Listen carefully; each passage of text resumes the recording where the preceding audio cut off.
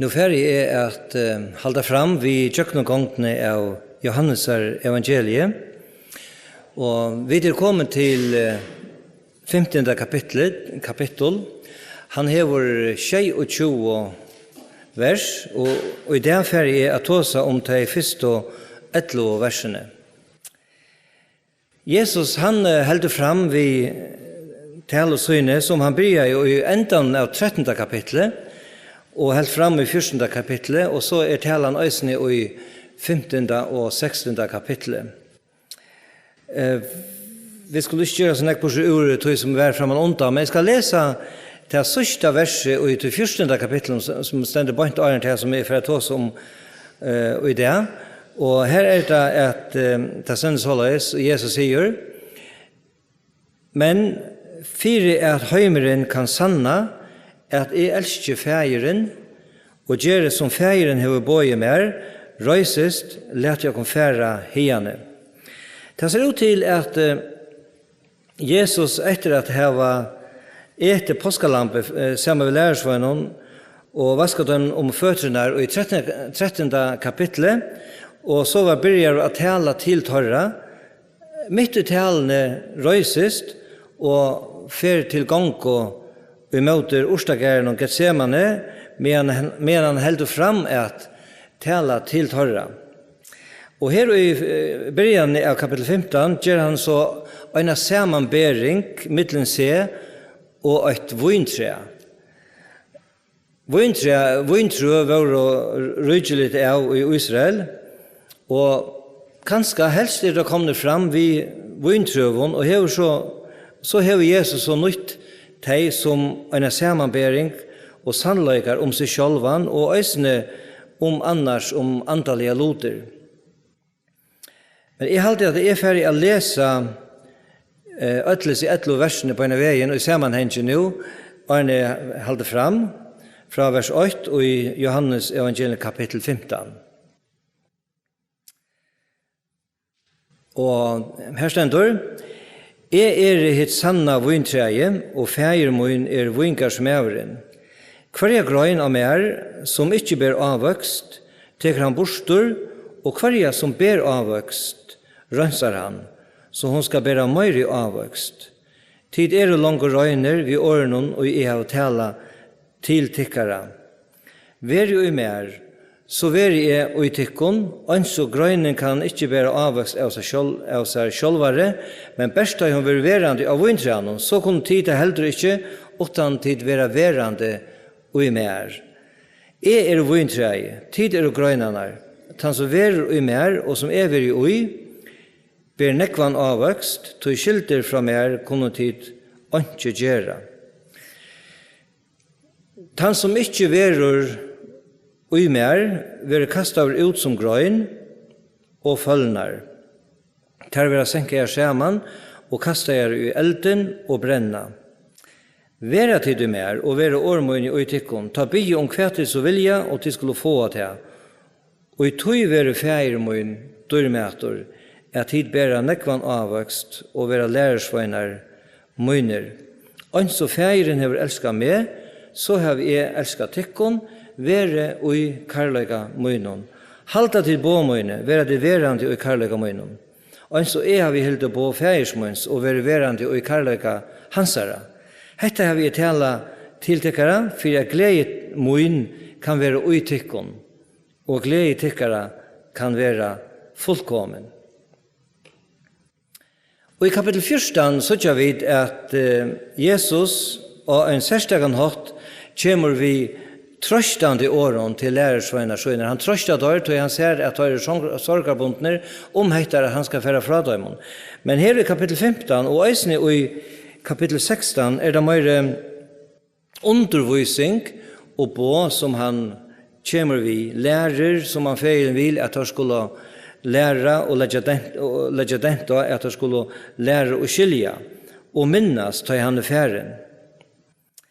Og det første som han så viser dømen av, det tøtningren av at her var et tatt samfella vi frelseren. Og det viser han så vi hessen her en av dømen, eller hesse sammanberingene vi vintreie og grønene. Til alt som vi må lette oss og gjemme på en av veien, til at disse første versene som vi tar å lese, de en sammanbering, et døme, et lykknelse. Og vi må ansa vel etter at ta det om lykknelser av vår, ikke å legge lærdommer nyer i hver øyneste smalot og i lykknelsen. Som alltid ved lykknelsen det høvus sannløygene om et evne vi skulle legge dent av. Og i hesson 15 versen, eller omkjeldet 11 versen som vi da lise, her det tveir høvus sannløygere. Den fyrre til hesen om at bære avvøkst, som vi leser 6 ferer og i sånn 11 versen. Og den 17. til hettar at vera i Kristus, eller vera verande i Kristus, som han også sier, og til nevnt ikke minne en 11 ferer og i sånn 11 første versen. Nekvar imiskar lærer og meningar har vært om dette lykknelse, og etter mine metan også skøyvar utleggingar. Men jeg kjenner meg helt samførdan om at Jesus og i hesson versen talar til og om mennesker som kommet til trygg av han, som kunne kjenne han som sin personlige frelsere. Hette om de frelste, mennesker som av ved til himmels, og tog de i einfaldare trygg, hava tidsi vi bådskapen og våren bøtengods. Det gjørst okkur helt grøyt, da vi sutja at høves evnene og i hesson første 11 versen som jeg nevnte, avvakstor og avera i Kristus. Men let okkur hitja nå at hesson versen hvers for skje. Første vers sier, hitt sanna vintreie, og fægir mun og vinkarsmævren. Jesus byrjar ved å si at han sanna vintreie. Hva sier han hitt sanna? Var det så åt som var det osanna vintreie? Ja, det var det just. Og i Gamla testamentet kallar god Israel, folket som han har utvalgt av det folksutt, og som han framvis til, folk gods, han kallar det for et vintre. Et vintre som av øynhatt skulle omboa han av hjørne. Men Israel syndaje og gjørdes et avsatt vintre. Jeg kan lykke, det sender flere stedene i Gamla testamentet, jeg kan lykke vise av 2 steder, hver stendur, og i Esaias kapittel 5, vers 8-2, her stender så løs, jeg skal synge sang om vinmoin, kærløk sang om vingær hansara. Viner moin hei vingær av fruktbøren hedje. Han grøv han henta i grøv til urenon og planta i gau vintru ui han. Han bygde tårn ui honom og høgte i sin perso. Så vanta hans hest av gauon vindbæren, men fekk ikke utan vilbær. Og så skal jeg lese 8 vers i Jeremias, kapittel 2, og vers 21, her det sender. Og jeg hei til å planta til som vela vintrea, av utvalgtens leie, atlan som du varst. Hvordan du ta våren mer omskaptor til vittlar kvistar av fremmandon vintreie? Det om Israel, og jeg skal ikke gjøre mer på så ord her som annet enn å vise til som profetene skjøtte om hattar. Men vi sier til at Israel var vreka som vintrea herrans. Og så heter kvalitet, mulig til han kommer fram vid en vintreie, så sier han, vi lærer svenner skjønner, hitt sanna vintreie. Han har vært kallet av Aren i 1. kapitlet for hitt sanna ljøse, og i 6. kapitlet kallar han seg selv for hitt sanna breie, og nå sier han hitt sanna vintreie. Han den øynaste som kan kalla seg sannor. Jesus sier selv i Johannes 16, 3, Og hetta et evige liv, at jeg kjenner til hin øyneste sanna god, og han og to sendte Jesus Kristus. Og så stender det hesten i første versen, og feirmoin vinkars meveren. Og i hesten lyknelsen så vi sonen og feiren, som vi annars har sett nekvastene i Johannes evangeliet, hver han vil tale om det som øyn og sema, at tar øyt. Her så vi tar i tveimon løyglodon.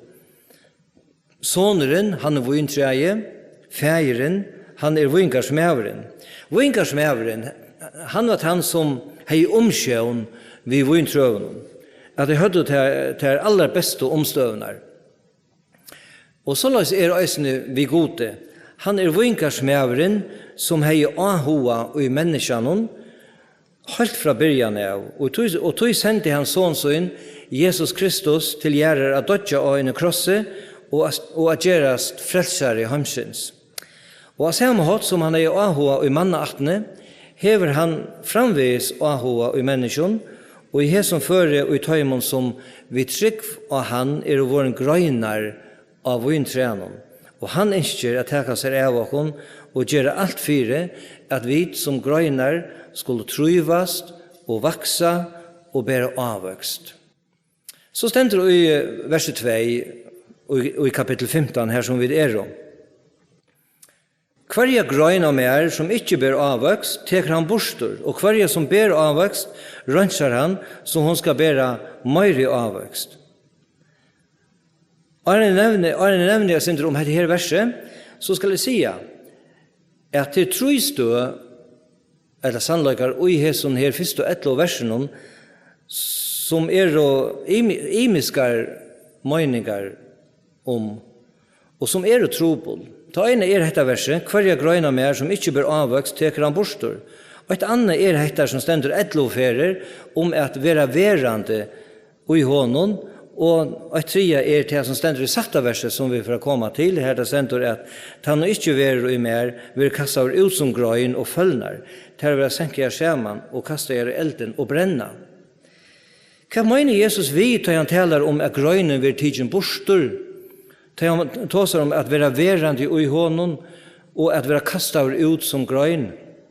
Vi skulle ikke at hesson kvars for seg. Men først, min avgjørda sannføring at Jesus ikke her mener vi at en sannor tryggvande som av sannon hever tidsi imot Jesus takke honom for frelsena som føtter av nødjon og som da eisen stendur ærastane skriva over opp i livsins bok kan missa frelsena. Om så vil ta motsia så mange version annars i Nødja testamentet. Øysene her og Johannes, til dømes det som stendur i kapittel 20, og vers 28 og 29 her det stendur, og gjev vi honom evet liv. Han skal aldri i atler æver fortapast, og ønsken skal ryva han ur håndmøyne. Feirmøyn som hever givet meg han, større enn øtl, og ønsken kan ryva neka ur hånd feirsmøyns. Hva mener Jesus så vidt han sier, og nå kommer vi etter til vers 2, hverja grøyn av mer som ikke bør avvøkst, teker han bostor. Jeg halte at jeg for å nevne trutjar imiskar utleggingar av oss som versen. Og en at her grøynar som ikke bør avvøkst, og tyver at tykna bostor mennesker som omkant våren frelst av sånnom, og en falskur tryggvande. Og sier seg være kristnan, som kanskje gonger av møte og kyrkjo, som lever et samlet liv, men som omkant verilige vår samøyntor ved Kristus, vi trunne av han. Til slik som Judas Iskariote lyk. Til rønt å være en god utlegging. Øysentannast en god utlegging. Hun hentet at dette her tryggvande, som kallna og tar det andalige løyve. Færa bostor fra herranon og liva meire for seg selv enn for Kristus. Avvøkstar andan som karløyke, glede, fri og lengt med og mildøyke, gaska og så framveis til ser merke ikke andalige løyvtarra. Og den tredje utleggen som jeg skal nevne til den her, er at årene er teka bostor av frummålen merkja anna enn at teka bostor. Det merkja øysen til, men det merkja anna enn til. Året av griska frummålen er airo. Og i hesson versen er det tøyt av nekvomalen, øysen i bamotem føresk og tøyingen til at teka bostor. Men det kan øysen tøyas til at lytta opp og at bæra. Dømene og i Nødja testamentet er nekv om det. Og jeg skal teka 4 dømer, 8 ur kvarjon evangeliet. Og det er Paulus æras over, og det er en tidlig på sammenhengen. Men i Matteus 4:6, her som djevelen frøsta Jesus, her sender, er du sånne gods i djevelen, så leib nyer. Du skriver han skal djeva ønglen sønne bo om tøyr, og nøy om te, og tøyr skulle bæra til av hånden, så du ångastøyen skal slå av foten i. Og her er året airo, her det sender tøyr skulle bæra. Og i Marskos 8:19, her er det Jesus, at når han er mett av 5.000 menn, omfram kvinner og bøtt, at han sier ved lærersvennerne, ta breit henne 5 breine til henne 5.000, hvordan ekva kurvar fotlar av biton tog og tid ta opp, tar sværa og 12. Og eisen her er det tog og tid ta opp, ta samme året av greskon som hit. Og eisen i Lukas, kapittel 9, vers 23, her er det Jesus som taler, og han sier, vi atler, vil onkel komme atan av mer, må han avnokta seg sjølvan, og dagliga teka opp krossøyn og fylgje mer. Eisen her er det året av Iro, av til griska frummalen. Og til sørsta, det det som stender i Johannes er evangelium kapittel 8, og vers 9, her det stender såleis, ta tåg og tøyr opp støynar av kasta åan. Men Jesus fjallte seg ut og før ut ur tempelen. Og eisen her er det samme, og dette var bare for lykka som at visa og hattar. Som vi sutja, så stolar ånden av hesson trimon utleggingon lærerne om at ein som er frelstor, aktor kan være ofrelstor. Sjølvor kjenner jeg meg samførdan om at det er hentet 3 utleggingen som er den rette. Hetta at teka bostor er at teka bostor av hjørne, etla ur vattnen.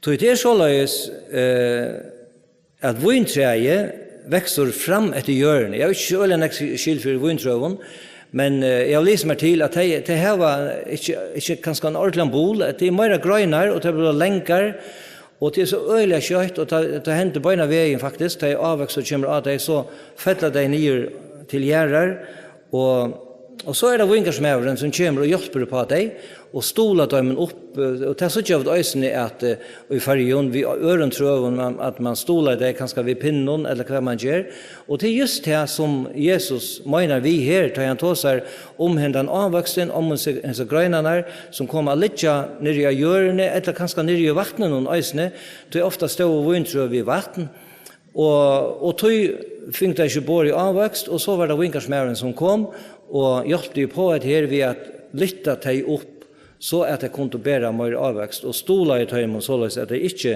lå ned i hjørne. Ta så Jesus sier, hverja grøyn av meg som ikke bør avvekst, er ikke at ivast i at han taler om tryggvande mennesker, som av en eller annan hatt ikke mekna at bære at han avvekst som de 8. Og ter grøynene, de tryggvande, hever vinkersmæveren, fægeren, særlige omsorgen fire, og ber deg oppe. Og så 17 helt av versen, hverja grøyn, eller hverja som ber avvøkst, rønser han, så hun skal bære mer avvøkst. Utan annars at komma så eller inn av vintreia træt og det som gjørs vitta, så skal jeg nevne at vinkarsmæveren, han hever og hever framveg sjån at det nekv a gjera vi a rønsa grøynar. teka imist av dem som ikke øyre være av dem, og så framvegis. Således er eisene vi tryggvande. Herren leter okkon færa og komme ut jøknon og ut og rønter av imiskons le, og til er fyrir at vi vil røntsa, og som det stender i versen, skulle kunne bæra møyre avvøkst. Så igjen skulle vi lese ta 3 verset, kapittel 15. Her stender, tid er det lange røyner vi årenon og I har tala til tekkere. Her viser Jesus just avhettar, og sier det så grøyt, og som jeg har nevnt, at talan er om mennesker som er kommet til trygg. Tid er lange røyner. Tid er utgangspunktet I ødlån som Jesus talar om her. Og tog må vi også tenke støy og tog. Tid er lange røyner. Det er merker, tid er lange frelster. Tid er lange kommer til trygg. Og det er våre tog. Vi er det tidlig vi årene og tro tog. Men jeg tykker at Jesus og I hesen versen øysene viser okkon av livet etter at vi er kommet til trygg. Han viser at han rønnsjande virkene som årgods hever og I livet okkara som tryggvande. Vi er alt syndarar, høyast vi er kommet til trygg. Vi fettler I synd og flyta eller førske okkon bostur fra at vi tatta samfellan vi frelsere okkara. Men halda vid okkon til årgods og fylgja tøy som ui tøystendur for det heva en rønnsjande avverskan av liv okkara. Og til reisende ut fra tøy sannløyga at han så gjerne sier i vers 4. Veri ui mer, så veri I tykkon, ans og grøynen kan ikke bare avveks av seg sjølvare, men best da hun veri verande av vintrænon, så kunne tid heller ikke utan tid være verande ui mer. Her kommer vi så til hettar om at være verande. Og av tøymen 11 ferien og I tøymen 11 første versen, så stendte ikke mer enn 4 fer i hesen her versen. Hva merker så er det her? Jo, dette hever sjølvande vi samfela okkara vi herran er gjerra. Og det som Jesus sier, for jeg kan skal bruke andre år enn det som stande her, så sier han til halde til kun nær til moin, halde til kun fastlega til moin. Liv I andelige livtikkere og I førstun og tøttun samfella vi med. Komme mer narre og narre, kaste alle tikkere sorger av meg. Kvile tja mer, lete meg hava reie av livtikkere. Og dette henter på imiska matar, særlig kanskje vi bøn, vi avhaltande bøn til hansara, dagligere bøn, og vi årenon og I kristnon samfellet. Og let meg så si at det så grønt som jeg kan, at I pura samfunnet rom, at hettar om ikke å være verande uimer, som Jesus sier til her, ikke merker at vi vil være atter aufrelst. At vi så kjøtt vi fettler I synd, ikke mer bøten gods. At vi fra å være av ved til himmels, knapplige av ved til helvete. At vi som var oppskrivet I bøk livsins, knapplige å stryke ut ur henne. Nei, dette har vi avvokst okkara å gjøre. Avvoksteren verer ikke den samme, tar vi reka bostur fra herranen, og at han hatt ikke være verande ui honom. Så skulle vi lese 5. vers. Vintreie, tider og grøynanar, han som verer ui mer, og som verer ui, ber nekvan avvokst. Tog skilter fra mer, kun tid ikke gjøre. Vintreie, tid og grøynanar. Her han vekra mynden, vid du tatta og innelige samfellan som mellom Jesus og de som trykker han, som har tidlig møter hon som tar personlige frelsere. Jesus sier ikke, boleren og tider og grøynanar. Nei, han alt vintreie, og vi og grøynanar. Han alt ui ødlån. Vi ui honom, og han ui okkom, som trykker. Og her tåser han atter om at bære avvøkst.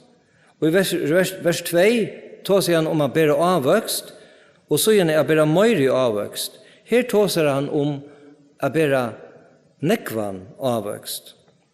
Så vi sier så greit at Jesus eisen her, som alle sier han, ærligur, og viser også at det moner av at bøtten hans ta en frelstå, som bæra avvøkst, ånder bæra møyre i avvøkst, og oppadre ånder nekvan avvøkst. Skilter fra meg her kunne det ikke gjøre, sier han så. At det her læreren til godsbøtt til tryggvande, at gjøre og he som fører noen, til å bæra avvøkst. Og vi skilt fra honom, til å si at reka borste fra honom, stekkar avvøksteren. Her er ingen avvøkstor, så langt som vi og i antallet liv i okkara skilt fra honom. Så skal jeg lese vers 6. Han som ikke vil i mer, vil kaste av ut som grøyen og følner, til å senke jer skjermen og kaste jer i elden og brenna. Hette er trobult vers, som vil øye være eimjuk i 4. Og en utlegging som helt vanlig om dette verset at de som øyne for å være frelst, men som ikke langt i Kristus, vår en avfrelst aktor, være kastet ut, og så igjen senka sammen og kaste i elden. Det vil si i helvete, og skulle brenne her i alle æver. Det en utlegging som jeg ikke kan ta under vi. Hvordan skal dette så skiljast? Jo, jeg kjenner meg sannførdan om at Jesus her framvis taler til og om frelst mennesker. Han taler jo til lærersvennarsøyner, og som vi så og Janne, langt og våre røyner. Hva vil det så si å være kastet ut som grøyen, og være kastet i elden og brenna? Vi skulle gjøre noe grøyt at det har vært tåsa om eld og i Bibelen og Nødja Testamentet, og å brenna det altså ikke alltid talan om hin evige elden, bortsett fra gode. Bibelen tåsar øysen om hin evige elden, til dømes og ut i rævlige dømsåren og i Matteus 25 og 41. Herre sendur, så skal han øysen si av vi vinstrolig søyna, færre bortsett fra meg til banna og i hin evige eld, som gjørder eller røyer, djævlen og enklon hansara. Men som sagt, ofta vil du tala om eld, som ikke en evige eldren, bortsett fra gode. Lett meg vise av anker vers og tog i sambandet. Jesus sier i Lukas 12, 24, eld jo kommet å kaste av hjørna, og hvor gjerne vil de ikke at han langt var ferdig å loa.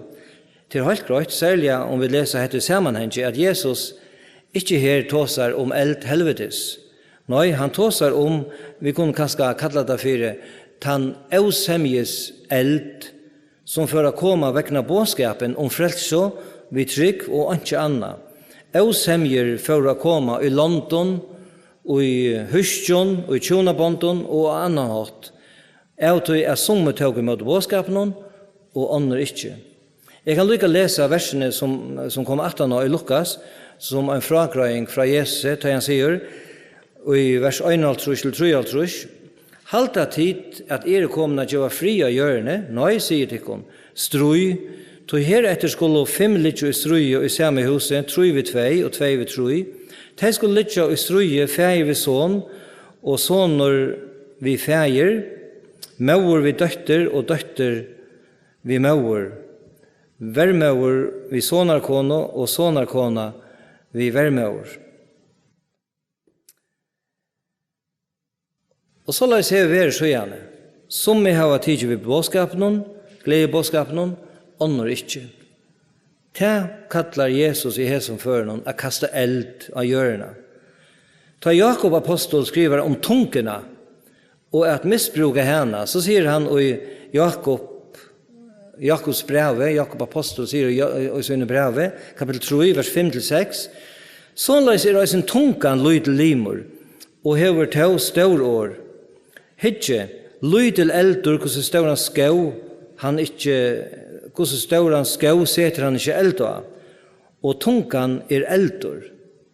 Ans og heimer euratvise, sier tungan med den limer okkara, og hon dolkar alt likam og sitter eld av tjau lufsins, og helvete hever sett eld av henne sjálva. Det ikke stunder å si mer om hans versene anna enn til at Jakob her ikke tåsar om eld hin evige elden, og borste fra gode. Og Petrus sier såleis, og i 4. Petrusbrev kapitel 4 og vers 12, «Tid elskave, undres ikke av elden, og kom i ivetikken til å røyne tikkun, som det var noe underligt og i hendetikken. Og i første kapitlet, sier Petrus, sagt og kjent av verset, noe det samme, og i henne, altså til frelsene, gledes tid, om tid så nu stått at høy, ta i så skal være, hava sorg og i allsjens røynton. Fyre røynta tryggstikkere som mengan dyrabære enn et forgångelig godt, og til røynt vi elde, kan finnes til rås, stort og høyere i åpenbæring i Jesus Kristus.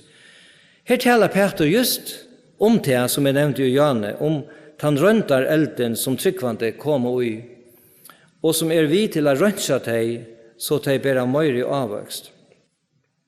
La meg nevne 8 døme av træt som taler om dette samme. Det sender i 4 Korinthbrevet 3, vers 11-15. Her sender det her, Paulus sier, «Æra grunt kan og ingen ledja en hena og løgter til Jesus Kristus. Men om nekkar og hesa grunt bytjer vi godle, silvere, dyrens døgnon, treje, hodje, holme, så skal komme av suttjast, gos og versk ans og kvars dæveren skal vise til ham. Til han være åpenbæra over i elde, og gos og versk ans og kvars skal eldren røyna. Være verske og i øyne bygd av gruntene standande skal han få løen. Men være versk ans kvars brent opp, skal han misse henne, sjølvor skal han ta over frelstor, men som gjør noen eld. Jeg skal ikke bruke så denne tøye på hese versene, men stort sier at jeg trykker at her talan om just det samme som vi løser i vers 6 og i kapittel 15 til Johannes. Her talan om tryggvande som bytja vi godle, silvere og dyrens døgnon, til vil si livet herren og nær, genga trolige hansara løyer, tjena honom trofast og så framvegis. Og her talan om tryggvande som bytja vi treje, hodje og holme, til vil si livet møyre etter ekno vilja, lusta ikke så nekv etter herranon, og gjøre ikke som han sier. Og så gjerne verda og jeg som versen tala om løn, som vil imisk, og på at han øyna det, til som i Nye Testamentet vil kalla over 4 domståler Kristus her. Og verskene til Taimon, som bygde vi treje, hodje og holme, vera brent opp, men sjálv vera teg frelst, men som gjør noen eld. Og for jeg kom atter til sakta vers og i 15. kapitlet, her vil jeg også, tan som ikke ver i mer, vil kasta over som grøyn og følner, ter vil senke jeg skjermen og kasta jeg i elden og brenna. Her er altså talan om avvøkst, eller rettere manglande avvøkst, tja bøtnengods, som vil kasta over i elden og brennur. Det er ikke teg som vil kasta i elden og brenna, men versktorra, den manglande avvøksteren. Så igjen skulle vi lese vers 6. Være til det mer, og være årmøyne og tikkon, ta bygge om kvætis og vilja, og til skulle få at her. Her har vi et lyfte om bøen. Men det er et lyfte som hever treider visser, være tid og mer. Her har vi langt tås om, det er å liva gode nær, genga hans løy, liva i støvun samfellet vi han, og så sier han, og være årmøyne og tikkon, det merker genga etter året og lære hansara, lese år hansara, lusta etter hva han hever at sia okkon og gjøre etter tog. Ta hender dette som søgjane stendur. Ta bie hva det så vilja og til skulle få at her. Det er mest i sjølvande at vera vid ui honom og år hansara vera ui okkon, ta vera bøner okkara etter vilja hansara. Det vera etter vilja hansara, og vid bia bøner som er gode tildord. Til øysen til som Jesus nemmer vi i neste versen, da han sier, Og I tog verur feir mun dyrmætur at de bera nekvan avvøkst og vera lærersveinar munir. Og I tog verur feir mun dyrmætur. Året dyrmætur kanskje ikke lagt å skilja. Flere enska tøyingar nøyda året glorified, som merker at vera høyravur, at vera ha lovavur, eller opphevjavur. Og til verur feiren tar vid bera nekvan avvøkst. Som I hesum føren vil knutt saman vi at bia etter vilja hansara. Og så igjen sier han at de bera nekvan avvøkst og vera læresveinar munir, og vera læresveinar munir. Ja, men vore tar ikke langt å læresveinar hansara? Jo, men det som ligger I hesum at ta fer er suttjast at tar og læresveinar. Det var sjøngst for menneskjon at hatta en lærersveinar, hatta en tryggvande. Ta nekvi avvøksteren syner til. Så kommer vi til vers 9. Her det sentur, «Ans og feiren hever elska meg, så har vi elska tikkun, veri og I karløyga møynon». Her et underfullt vers. Kanskje til verset som syner karløyga Jesus til okkara grøyast. Så han sammeter karløyga syn til okkara, vi karløygan som mittel han og feiren. Det en utgrundande karløyge som vi alls ikke kunne sette år av eller skilja. Jesus viser flere fer I Johannes evangelium og karløygan mittel han og feiren. Lett oss hitja et omkring verset her, kapitel 3 og vers 35 sier han, «Feiren elskar sonen, og hever givet honom alt I hånd». Fyrre av helt av 5:20, kapitel 5, vers 20. «Tog feiren elskar sonen, og viser honom alt og I han sjálfur gjer». Og I tøtju seitjan, stendur en orsøk, «Tog elskar feiren med, kvoi, tog djeve løyvmøyt», sier Jesus. Og ta så Jesus sammeter henda karløygan, vi karløygan til okkara, og en slukur sannløyge gonger opp fyrir okkon. Vi okkon ikkje så torsførst at teka vi avmenningene som sujane kjemur vere og I karløyga møynon. Så merker at vi alltid og støvut, beia, eller saula okkon og I karløyga hansara. Aldri færa borste fra honom, men vera verande og tog øysni oppliva karløyga hansara.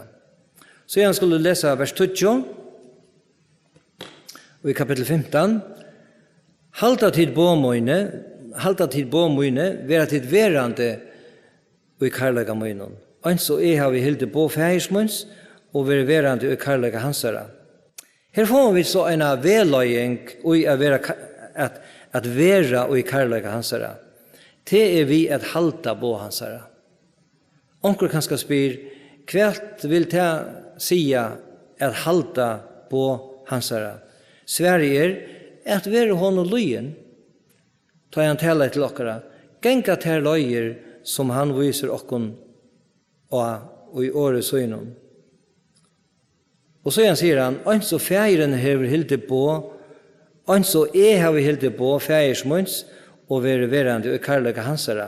Og her skjønner han så her, som nekve ærastane, se som hitt fullkomna firedøme, og I være feiersmunds, løyen og I øtlån.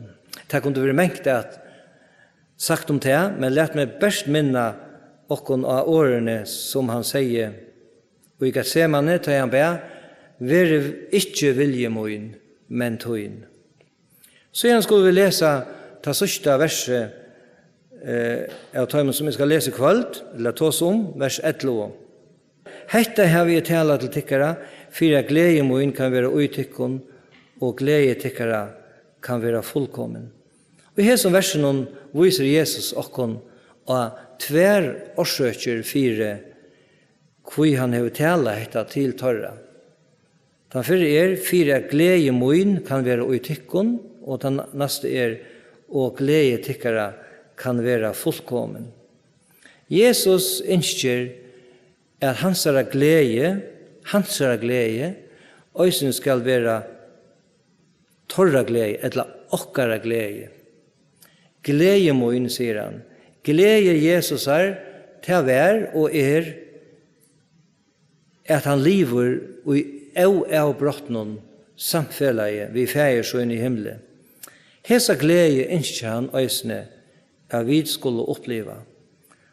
Og ta vi oppleve til, ta oppleve vi en fullkomna glede. Men Herren så sikna hesen årene som vi har haft framme i det. Vi skulle bya sammen. Gå feier, vi takkar deg for nøye tøyna og karlaga tøyna til okkara. Takk for enda sannleggan feier at vi som kommet å kjenne til som okkara personlige frelsere har sagt takk for hesa frelso. Vi trygg. Vi tøyna ørmon feier. Vi prys og takkar deg for det, og lett okkara tøyna hentur framvis og ber deg om at sikna land og folk, kun einstakan som hørst i det, og vi nye ber tøyna sikning i kun einstakan og takka det her, i tøyna navnet. Amen. Så gjerne skulle vi synge en sang, og jeg halte at vi skulle synge nummer 420, i Guds folk sangbok, Tryggur og Jesu ørmon, og vi hans eima brøst, nummer 420.